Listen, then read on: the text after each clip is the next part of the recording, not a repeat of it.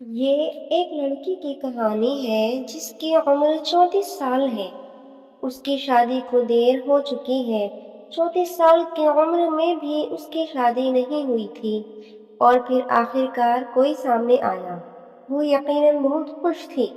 اس کا منگیتر اس کی عمر کے قریب تھا، اس لیے وہ دونوں شادی کی جلدی میں تھے۔ انہوں نے شادی کی تاریخ طے کی، لیکن شادی کا دن جتنا قریب آتا گیا، منگیتر کی ماں اتنی ہی زیادہ ناخوش اور مایوس دکھائی دے رہی تھی۔ پھر شادی کی تاریخ سے عین پہلے منگیتر کی ماں نے ملاقات کا اہتمام کرنے کو کہا۔ وہ چاہتی تھی کہ سب موجود ہوں، وہ، اس کا بیٹا، مستقبل کی دلہن اور اس کی ماں۔ اس نے سب کو ایک کمرے میں بٹھا دیا۔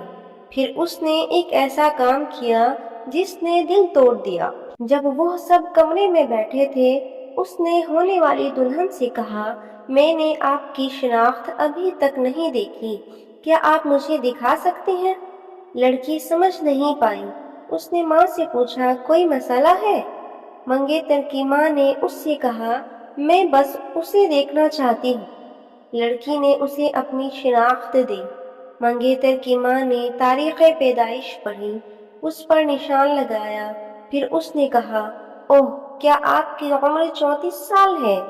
نہیں نہیں نہیں، مجھے نہیں معلوم تھا کہ آپ اتنی بوڑھی ہو گئی ہیں۔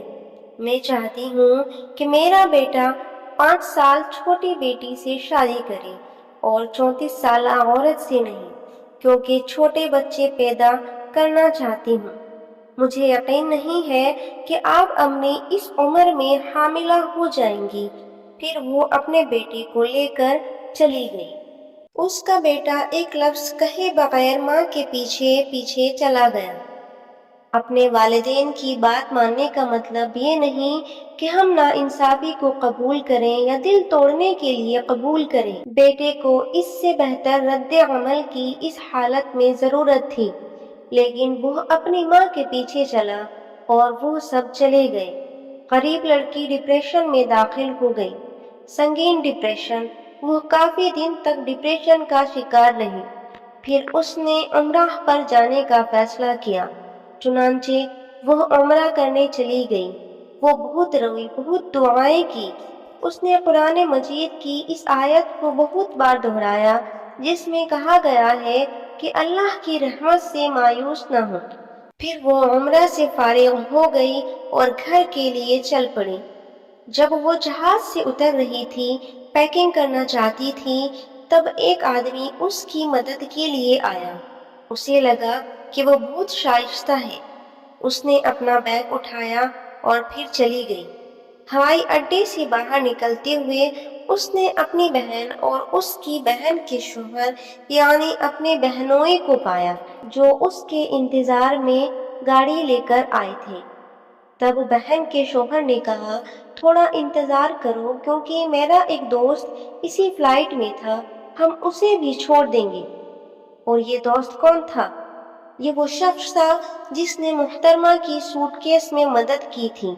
وہ گاڑی میں بیٹھا، ان سے ان کی جان پہچان ہوئی۔ کچھ 1-1.5 مہینے کے بعد دونوں کی شادی ہو گئی، اور بڑی حیرت کی بات یہ ہے کہ وہ ٹرپل حاملہ ہو گئی۔ ایک بچہ نہیں، جڑواں نہیں، بلکہ ایک ہی بار میں 3۔ اس نے انہیں الحسن، الحسین اور فاطمہ نام دیا۔ یہ لڑکی اپنی زندگی میں خوش تھی، لیکن ایک اور حیرت ہے جو میں نے نہیں بتائی۔ وہ شخص جس نے اسے چھوڑ دیا، اس نے بھی شادی کر لی، لیکن اب تک اس کے ہاں اولاد نہیں ہوئی۔ اسے پتا چلا کہ وہ جراثیم سے پاک ہے۔